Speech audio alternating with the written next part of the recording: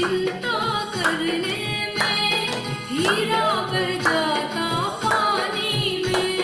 घोड़े की चिंता करने में हीरा बह जाता पानी में। जब भी शिकवा शिकायत हो, जब भी शिकवा शिकायत हो, जानना तुम्ही खलनायक हो।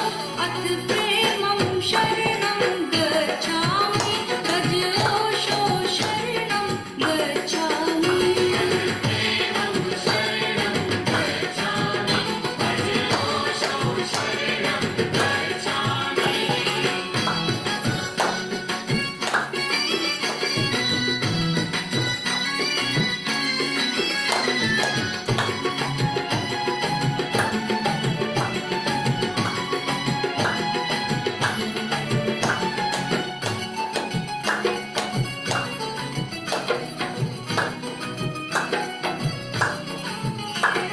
मूढ़ों का रस है प्रभुता में, प्रतिभाशाली झुक जाते हैं। प्रतिभाशाली झुक जाते हैं, प्रतिभाशाली झुक जाते हैं। जीवन की ऊर्जा को सजन यूं ही लड़कर ना गवाते हैं। यूं ही लड़कर ना गवाते हैं, यूं ही लड़कर ना गवाते हैं। सीना ताने चलता दुर्जन, सीना ताने चलता दुर्जन, नम्रता संत का है लक्षण। नम्रत्वं शरणं गच्छामि, भज ओशो शरणं गच्छामि। नम्रत्वं शरणं गच्छामि, भज ओशो शरणं गच्छामि।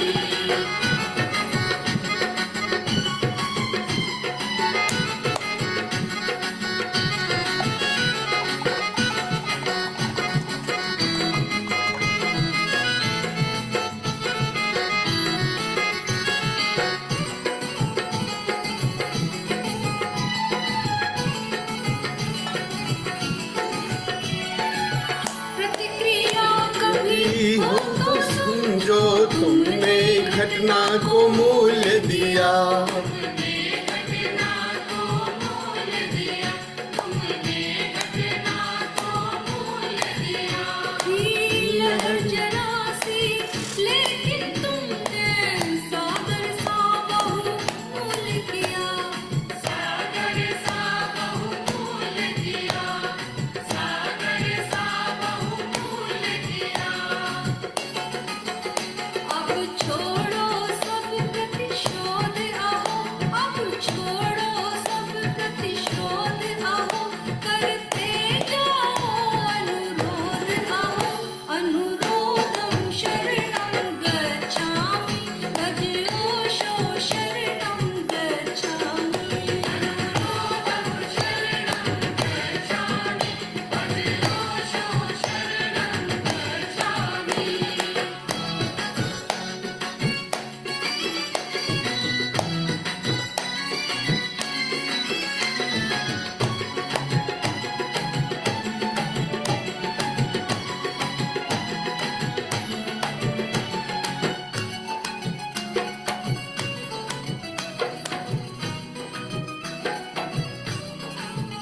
संबंध बढ़ाते हो जब जब जान न एक दिन टूटेगा।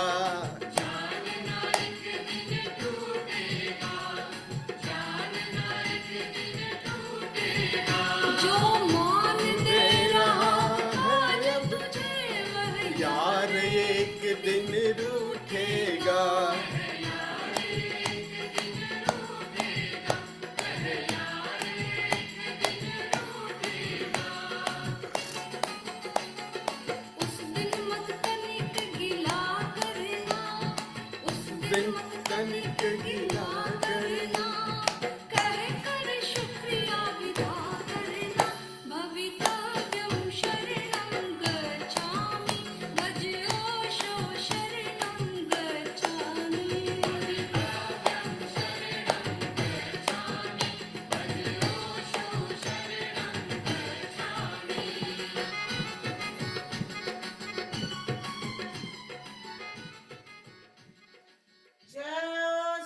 जय ओशो।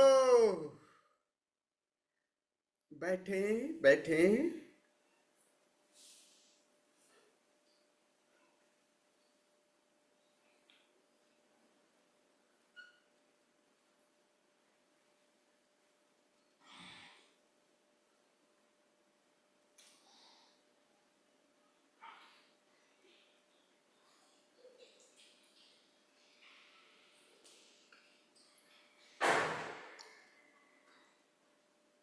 कहे कबीर दीवाना, चैतन्य योग के साधना में आप सभी मित्रों का हृदय से स्वागत, आप सभी को प्रणाम करता हूं।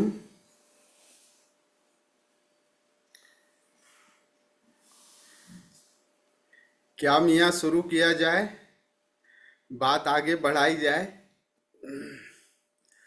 जय हो।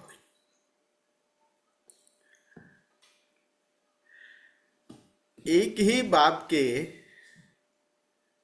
दो बच्चे चचा ताऊ के, लगभग हम उम्र के 7-8 के थे। तो बाहर बैठे सड़क के किनारे पेड़ के नीचे बैठे गाड़ियां गिन रहे थे, कितनी गाड़ी इधर से गुजर रही, कितनी इधर से गुजर रही है। तो दोनों में ये था कि हम देखो हमने कितनी गाड़ी मिली, हमें कितनी मिलती है। जो पहले देखेगा उसकी हो जाएगी, जो बाद में देखेगा उसकी नहीं होगी। तो कौन कितनी गाड़ी गिन लेता है, ले लेता है। तो गिन रहे थे, एक गाड़ी आई, दूसरी कार आई, सब गिन रहे, ये मेरी, ये मेरी, ये मैंने देखी, ये मेरी। तो एक गाड़ी में झगड़ा हो गया, और झगड़ा हो गया दोनों आपस में लड़ाई कर दिए 7-8 साल की उम्र में, और पत्थर मार दिया, सर फूट गया। अब दोनों जो है वो एक दूसरे को लड़ करके लड़ते लड़ते अपने गार्जियन के पास पहुंचे। कहे पिता ने पूछा कि भाई क्या हो गया, कैसे तुम लोग आपस में लड़ने लगे। तो कहता है वो लड़का, इसने मेरी गाड़ी ले ली। कहते गाड़ी, अरे कौन सी गाड़ी। कहे हाँ, कहे तू दूसरा कहता है नहीं नहीं नहीं, यो में गाड़ी तो मेरी थी, इसने ली है, मेरी गाड़ी छीन ली। कहे अरे भाई कौन सी गाड़ी। कहे वही कार। कहे कौन सी कार तुम्हारी, अभी कौन सी कार। कहे ना आप समझे नहीं, हम लोग वहां देख रहे थे वो कार अपनी और हमारी कार कौन सी है। ये स्थिति है, तादात्म्य यही है। और यही तादात्म्य कार बेचारी चली जा रही है सड़क के किनारे, हम उससे अपना संबंध जोड़ लिए, और जोड़ लिए सर भी खुल गए। सारी चेतना बहिर्गामी, वो कार को पता भी नहीं बेचारी चली जा रही है, और चली भी गई, लेकिन कामना का बीज अब चला, और वहीं से तादात्म्य जुड़ गया। कार को पता नहीं, लेकिन खेल गंभीरता में बदल गया। और दो चीज समझिएगा, जागृति किस लिए, बुद्ध जब सम्यक जागृति किस लिए कह रहे हैं, इसीलिए तो कह रहे हैं कि तुम लौट करके अपने मूल में आ जाओ, जो तादात्म्य, और उसमें जागरण तुम्हें सहयोगी होगा। अगर जाग करके, जो जिस संसार में हो, जाग करके देखोगे, क्योंकि अगर नहीं जागे, मूर्छा में रहे, तो तादात्म्य आपका आकार से बहुत गहरा हो जाएगा। आपकी चेतना बहिर्गामी हो जाएगी, यानी आकार ओरिएंटेड हो जाएगी। जाग कर देखो तो चेतना का तीर अपने पे आ जाएगा, और वो तीर क्रमशः धीरे धीरे धीरे धीरे भीतर घुसता जाए, तो जहां से हम चले थे ये आकार से, वहां तक पहुंच जाए। अच्छा, मैं इतनी गहराई में हूं। और फिर गहराई में आप जाओगे तो चेतना में कोई अहंकार है क्या, कोई हिंसा है क्या। चेतना में कोई हिंसा नहीं है, लेकिन कितने हजार युद्ध, कितने युद्ध लड़े गए, सब हिटलर, नेपोलियन, ये सब कितनी हिंसाएं किए। जब हिंसा किए होंगे तो क्या सोचे होंगे, इसको पालूं, और एक दिन वो इसी दमी में दोज हो गए, मिट गए। क्या रहा, क्या पाया? अगर जाग करके जाते थोड़ा सा, लेकिन कि जैसे सब कुछ यही रह जाएगा, सब कुछ लड़ करके मैं पा लूंगा, और पाते पाते पाने वाला विदा हो जाता है। ये इतनी गहराई तक अगर समझ में आ जाएगी, जागृति आ जाएगी, तो तादात्म्य जो है आकार से थोड़ा टूट जाएगा। तो कामना, इस चीज को समझिएगा, कामना ही बीज है, सीड की तरह, और अहंकार वृक्ष की तरह है। कहते हैं ना कि कैसे आकार का निर्माण हुआ। ऋषि कहता है, एको अहम बहुश्यामी, मैं एक हूं। एक जब मतलब चैतन्य हूं, बहुश्यामी, अब बहुत हो जाऊं। देखो कामना यहां से शुरू हुई, वो तो मजा लेने के लिए चैतन्य ने कहा कि चलिए खेल करते हूं, अकेला अकेला हूं, और मजा लेने के लिए बहुत सारा हो जाऊं। अब बहुश्याम से आकार निर्मित हुआ ना। एक कोशिकीय जंतु, बहुकोशिकीय जंतु, डॉक्टर जानते हो ना, वायरस, बैक्टीरिया, ये जो है ना, इनमें कोई फीमेल मेल नहीं होता। प्रोटोजुआ जो है ना, प्रोटोजोआ, अमीबा, अमीबा जो अमीबा में मेल फीमेल नहीं होते। मेल फीमेल तो बाद में आकर के, वो जो पैरामीशियम जो आगे की कैटेगरी जब बनती है, तब वो अमीबा जो है एक ऐसा प्राणी है, उसी में मेल भी होता है, उसी में फीमेल भी होता है। वही जैसे दो भागों में टूट जाता है और फिर उसी में मेल फीमेल हो जाते हैं। तो कामना कैसे जन्म ली, और जैसे जैसे आकार से तादात्म्य हुआ, वैसे वैसे चेतना बहिर्गामी हमारी हो गई। और ये बहिर्गामी, यही तादात्म्य, यही कामना बाद में अहंकार का कारण हुआ। तो सम्यक जागृति जो है ना, जो आप कह रहे थे कुलदीप जी, जरा सा थोड़ा सा शास्त्रार्थ हो जाने दीजिए।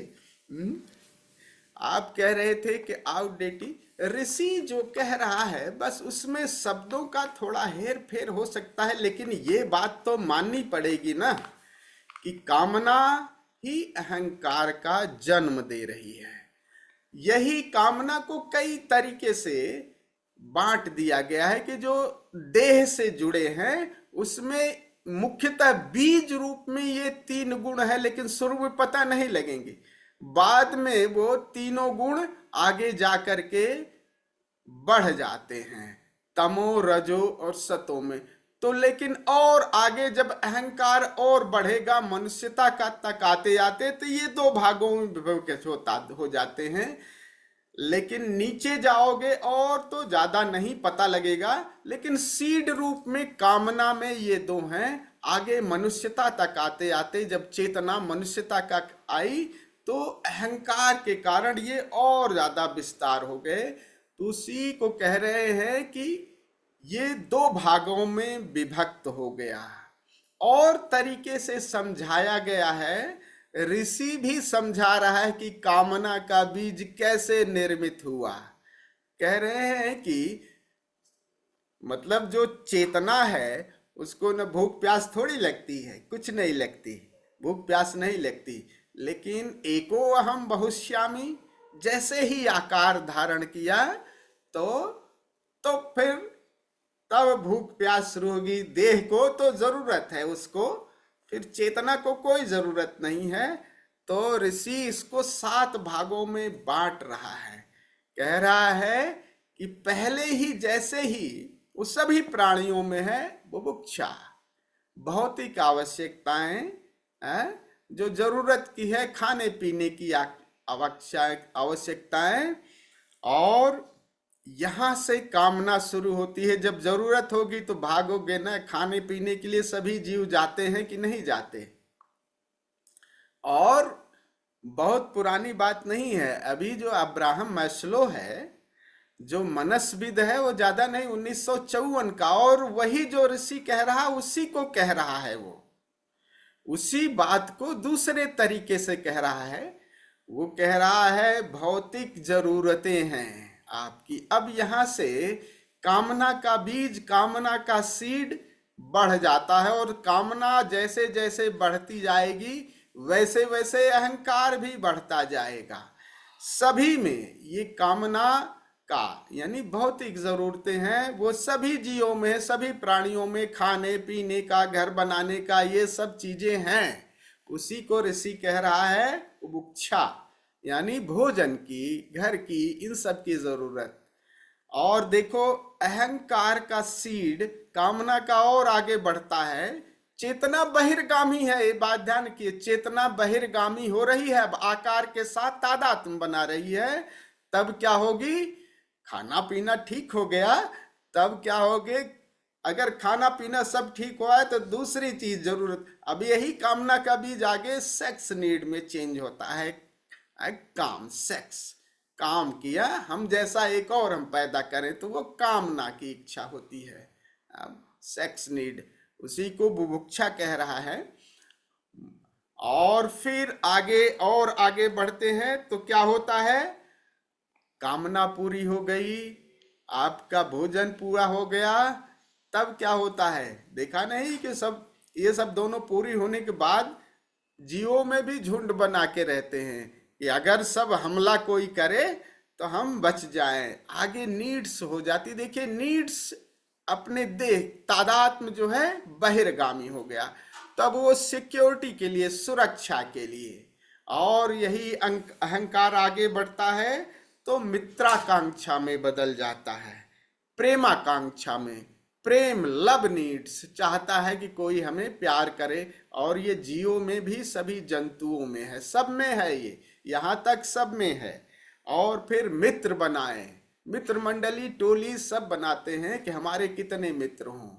और ये देखिए अब ये कामना का बीज अहंकार में आगे बढ़ता जा रहा है। और फिर आगे महत्वाकांक्षा, ये महत्वाकांक्षा भी पशुओं में है। हाँ, देखा नहीं, कोई राजा हो जाता है, बैठा है कि अपनी एरिया को वो संभाल के रखता है कि इतनी एरिया तक जो आएगा तो उसको मार दूंगा, वो उसका भी राजा और रंक हो जाते हैं। उसमें भी कुछ देखा नहीं, डॉग में भी होता है कि कोई बॉस होगा, कोई सबॉर्डिनेट होगा। ये यहां तक जीवों में, सब में भी है। और आगे जो है मुमुक्षा, यहां से आप जीवों से अलग हो जाते हैं, यहां से कि हु एम आई, क्योंकि यही अहंकार वहां से तृप्त नहीं होता, क्योंकि तादात्म्य आकार से तृप्ति नहीं होगी, तो वही अहंकार फिर घर की तरफ वापस आता है। तब प्रश्न उठाने लगता है कि हु एम आई, आखिर मैं हूं कौन? यार ये सब इतनी सारा उहापोह हो गई है, आखिर मैं कौन हूं?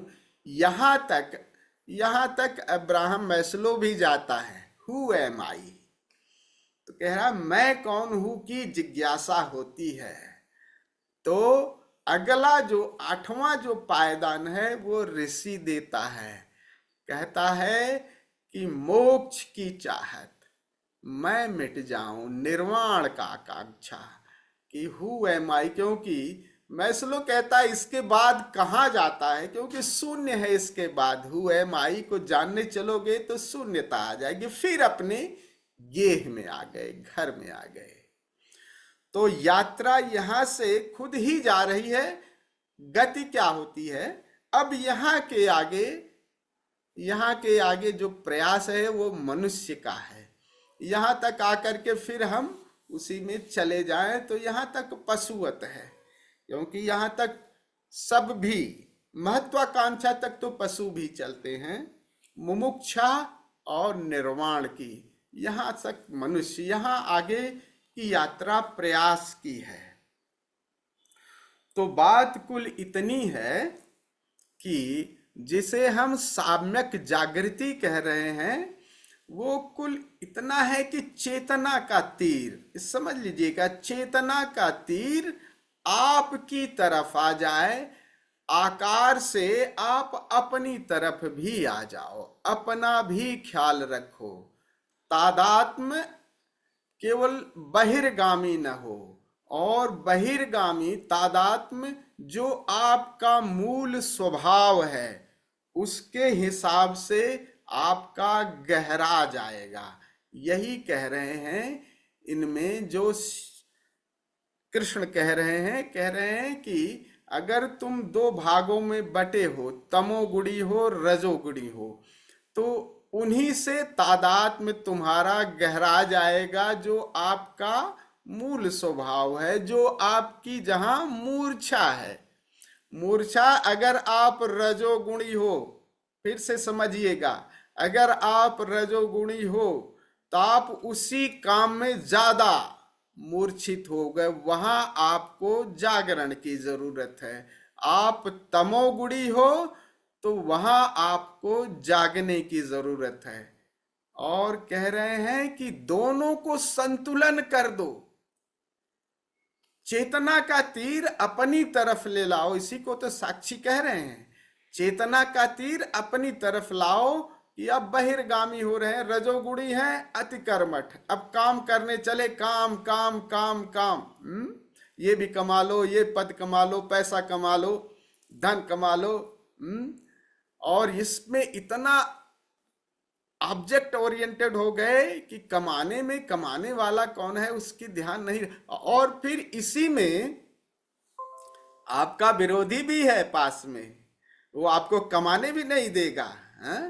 तो कह रहा है कि तुम्हें धन कमाने नहीं दूंगा, अब इनसे लड़ोगे तुम, और लड़ोगे तब सारा खेल फिर ऑब्जेक्टिव होगा। अब उससे द्वंद्व करने चलेगे, युद्ध करने चले। यहां से कलह शुरू हो गई। कलह कहां से शुरू हो गई? हमारे न जागरण से हो गई, और कलह से जागृति खत्म हुई। जागृति का मतलब है कि चेतना का तीर तुम भी हो अपनी तरफ। भाई कलह हम कर रहे हैं, यही कारण अब वो दूसरा कलह करेगा कि तुम्हें नहीं करने देगा। यही तो संघर्ष हो रहा है पूरे उसमें। मैं इतना पालूं, दूसरा कह रहा तुम्हें पाने नहीं दूंगा। मैं ये जीत लूं, दूसरा कह रहा तुम्हें जीतने नहीं दूंगा। मैं इतना कर लूं, दूसरा कह रहा मैं आराम करूंगा। और इन्हीं के साथ तुम्हारा जीवन है, दो विरोधों के बीच। और दोनों विरोधों के बीच हमें सामंजस्य स्थापित करना है। जैसे ही सामंजस्य स्थापित करते हैं तो चेतना का एक तीर अपनी तरफ, अपनी शून्यता की तरफ आता है। यार अरे नहीं मान रहे हैं, क्या होगा जब आप ऑब्जेक्टिव ओरिएंटेड हो जाओगे तो कोई अगर बात तुम्हारी नहीं मानेगा ना तो कहोगे अच्छा कैसे नहीं मारता, मुकदमा ठोक दूंगा, इसमें मैं वकील हूं, मानेगा कैसे नहीं। अरे इसकी अब देखो आई ग्रुप वाला क्या करेगा, इसकी ये हिम्मत। अच्छा बी ग्रुप वाला कहेगा अरे बड़े आए वकील आकर के, अरे इनकी ये, अब तुम्हारा अहंकार कहेगा मैं वकील हूं, ऐसे कैसे नहीं मांगे, अब मेरे पास इतनी क्षमता है। अब सारा ऑब्जेक्ट ओरिएंटेड हो गया सब। यहां पे हम वापस भी आ सकते हैं। चीजें ऐसा नहीं कि सुलझाने की कोशिश करेंगे, लेकिन अहंकार ओरिएंटेड नहीं होगी, अहंकार नहीं आएगा। तादाद में बहुत ज्यादा ऑब्जेक्ट को सुलझा भी लिए। अगर नेपोलियन ने मार करके राज्य भी पा लिया, हिटलर ने मार करके अगर इतने राज्य को पा दिया, क्या हुआ, मर ही तो गया, खुद वो भी मर गया ना। तादात्म्य आकार से जोड़ करके कुछ पा लिए तो कितने समय तक, और फिर एक दिन ये आकार तो विदा होगा। तो जागरण अपनी तरफ आ जाए कि ठीक है भैया ये चीज हमें अच्छी नहीं लग रही है और इसको इस तरीके से कर लो। नहीं, मूंछ जो है ना झुकती नहीं है। कौन सही है कौन गलत क्या रखा इस नादानी में, कौड़ी की चिंता करने में हीरा बह जाता पानी में। आपकी चेतना पे गर्द चली गई है। कौड़ी यानी आकार को संभालने में लगे हुए हो, अपने अहंकार को संभालने में लगे हुए हो, और इस अहंकार के प्रति जागने को कह रहे हैं बुद्ध। बस चेतना का तीर अपनी तरफ लाओ भैया, बहुत ज्यादा झंझट झांसा मत करो। और ज्यादा अगर बी ग्रुप के हो तो ज्यादा लड़ोगे तो जरा सावधान हो जाओ। सावधान इन अर्थों में हो जाओ कि उन्हीं के आसपास हो, उनसे तुम कलह बना रहे हो। क्या बीच का कोई रास्ता नहीं ढूंढ सकते? बीच का रास्ता ढूंढने पे जैसे ही सोचोगे वैसे ही चेतना अपनी तरफ आएगी। अरे यार, मैं अपनी बात को सिद्ध करने के लिए कि मैं सही हूं और तुम गलत हो, इसी सिद्ध करने में हम सारा जीवन क्यों इतना खो रहे हैं? आकार को इतना पोषण क्यों दे रहे हैं? और चेतना का एक तीर अपनी तरफ, दोनों के लिए कह रहे हैं, चाहे आई ग्रुप के हो चाहे बी ग्रुप के हो, दोनों एक अति पे हो। इसीलिए बात जागृति की नहीं आ रही है। जागृति कहाँ है आएगी? जागृति आएगी जैसे सब में आए हो तो आई का जो है ना ग्रुप, जो सतोगुणी रजोगुणी है, जो अतिरेक कर रहा है सारी दुनिया में, सब कुछ अपना बना लेना चाह रहे हैं, सब पर आधिपत्य जमा ले रहा है। और बी ग्रुप वाला कह रहा है कि अरे मौज करो, और ये जो है ये दिखा रहा है ज्यादा अच्छा, इसको जो है करते हैं, उसको बुरा लगेगा तो उससे भिड़ जाएगा, लड़ने जाएगा। देखो यही संघर्ष चल रहा है। जिसके पास सत्ता बढ़ाता जा रहा है, दूसरा कह रहा है मैं बढ़ाने नहीं दूंगा। सारे नक्सलाइट वो क्या समझ रहे हो, ये इनके अंदर वो ग्रुप है तमो, अरे जान भी दे रहे हैं और कह रहे हैं कि मेरा धर्म, मैं जिंदा रहूं मेरा, और उसमें मर गए। अरे मर गए तो धर्म गया, तुम्हारा किस काम का? एक समझ हमें पैदा करनी है, और समझ ये हमारा बहुत ही है, हमारा जो तादात्म्य है आकार से, वो है, उसी कारण ये स्थिति पैदा हो रही है। तो कई बार जैसे जो भूतों की जिक्र कर रहे हो ना, कई बार ये कैदियों ने भी, जो जिन्होंने मर्डर किए हैं ना, वो भी जब कोर्ट में गए तब भी वो कहते हैं कि ये पता नहीं, एकदम क्रोध में ऐसा मैं सोचा नहीं था, लेकिन ये हो गया, गोली चल गई, मर्डर हो गया। वो बाद में पश्चाताप करते हैं, क्योंकि उनको समझ में नहीं आता कि वो है भीतर, वो बैठा हुआ उस समय मूर्छा में वो भट गया और काम हो गया। तो वो भीतर है, भीतर वो गुण है, वो भूत जिसे कह रहे हैं। भूत प्रकृति का मतलब हमारा अहंकार, और अहंकार ही उलझाव का कारण है। और अहंकार को ही दो भागों में बांटा है, इसको समझिए थोड़ा सा। और दोनों एक लेयर है, आप में दोनों है। एक का अगर अति हो जाएगी ना, आपको रजोगुण की अति हो जाएगी, आप एक एक्सट्रीम पे जाएंगे, तनाव पैदा हो जाएगा। उस तनाव में आपकी समझ नहीं होगी, जागृति नहीं होगी, अतिरेक में। और ये जगत में देख ही रहे होंगे, अगर आप बी ग्रुप के हैं, वो अगर आपके एक्सट्रीम पे चला गया तो आप में तनाव होगा, आपको संघर्ष बाहर भी होगा और आप भी तनाव में होंगे, और उस तनाव में जागरण नहीं सधेगा, होश नहीं सधेगा, आप अपनी तरफ नहीं आओगे। इसलिए कह रहे हैं कि दोनों को समझने की जरूरत है। अहंकार यानी कामना का बीज अहंकार निर्मित कर रहा है, और अहंकार सारा पेरीफेरी को सुधारने में, और ये परिदृश्य बदल ही रहा है। तो ऐसा नहीं है कि आसपास जो व्यवस्था गड़बड़ हो रही है उसको आप सुधारेंगे नहीं, लेकिन सुधारेंगे तब जब थोड़ा सा अपना ध्यान रखिए। उस सुधारने में पता लगा हम ही सुधर गए, हम ही सुधार गए, तो किस काम का हुआ? यही कह रहे हैं कि जागने की जरूरत है। आप देखो ना, महाभारत का युद्ध कृष्ण कितना उपाय किए, इतना उपाय किए। ये देखो जागरण की बात है, ऐसा नहीं कि युद्ध नहीं हुआ, लेकिन टालने के लिए कृष्ण सब्जेक्टिव ओरिएंटेड भी है, ऑब्जेक्टिव ओरिएंटेड भी है, दोनों की तरफ है कृष्ण। तो जब दोनों की तरफ होगे तो एक साक्षित्व पैदा होगा, उस साक्षित्व में तनाव नहीं होगा, इसलिए नहीं कि समस्या का सुलझाने का प्रयास नहीं करोगे आकार के साथ, बट आकार के साथ अति तादाद में मूर्छा का कारण बन जाएगा। कृष्ण ने कहा कि नहीं भैया, अच्छा देखो 5 गांव ही दे दो सुझाव के लिए कितनी, लेकिन बी ग्रुप का जो दुर्योधन था इतना था कि बात नहीं बन पा रही थी। तब अंतिम विकल्प चुना कि अगर ये बंदा रह गया तो मनुष्यता के जो अच्छे लोग हैं बचेंगे कि नहीं, सब ऐसे ही होंगे। तो कहें कि फिर यार इसको समूल नष्ट करना ही जरूरी है। लेकिन उस नष्ट करने में कृष्ण का क्रोध नहीं था, क्योंकि कृष्ण साक्षी थे। भीतर भी चेतना एक आवश्यकता थी, तब एक आवश्यकता हो जाएगी, और आवश्यकता में आपका क्रोध नहीं रहेगा, जरूरत में, क्योंकि आपका एक तीर सुलझाने पे वहां तक अहंकार मूंछों की लड़ाई में, सही गलत के चक्कर में 99% समस्याएं केवल मूंछ अपनी नीची कर दो। पत्नी के सामने तुम ही भाई थोड़ा सा गलत हो जाओ, गलत सही के चक्कर में, तो इससे देखो कितनी समस्या हल हो जाती है।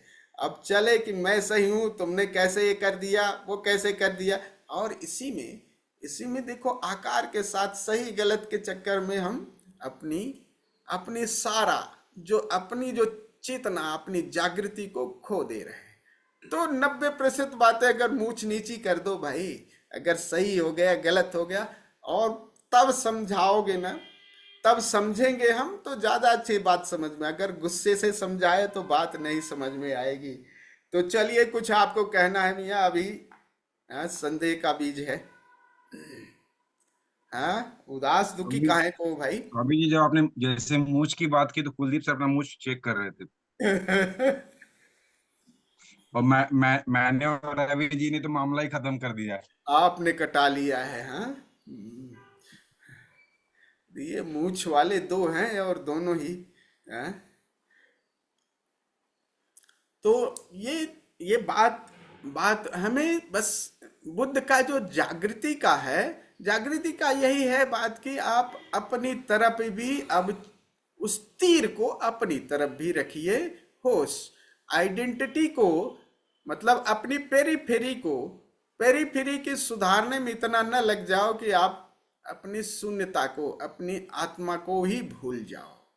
तो एक तीर दोनों के लिए है, बी ग्रुप के लिए भी, बी ग्रुप भी वाइस वर्सा हो जाए, जो बिल्कुल वैसा हो गया है, और ए ग्रुप वाला भी दूसरी तरफ बह जाए, जो अति कर्मठता है थोड़ा सा।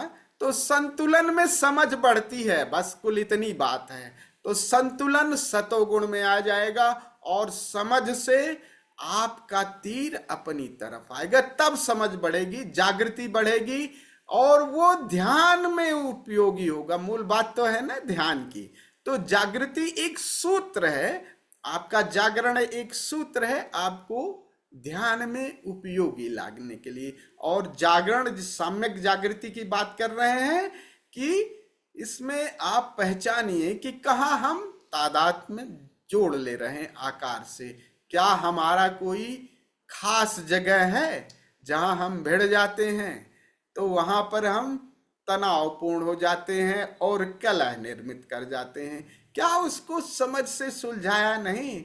अनुरोधम शरणम नहीं कर सकते, अनुरोध से बार बार प्रेम से नहीं समझा, बात तो प्रेम की है ना, प्रेम से नहीं समझा सकते। मेरे ख्याल से 90% बात प्रेम से हल हो जाती है। हाँ, 10% में जरूरी पड़ता है खाना उठाना, वही 10% की बात है। इसी को कह रहे हैं कि अहंकार का जो बीज है वो किस तरफ है? सतोगुणी में भी अहंकार, तमोगुणी में भी। तो तमोगुणी थोड़ा सा आसपास के परिवेश में अगर है, तो जो बी ग्रुप का है बंदा, जो वो थोड़ा सा एक ही तरफ गति कर जाए तो समता आ जाएगी, और समता में चेतना आपकी तरफ आ जाएगी कि जानने में, फिर जैसे ही आप संतुलन में आते हो तो आप अपनी तरफ आ जाते हो, और फिर एक चैतन्य में अपने मूल में पहुंच जाएं। और वहां मूल में पहुंचने के बाद चैतन्य में कोई हिंसा नहीं है, सारी हिंसा आकार में है।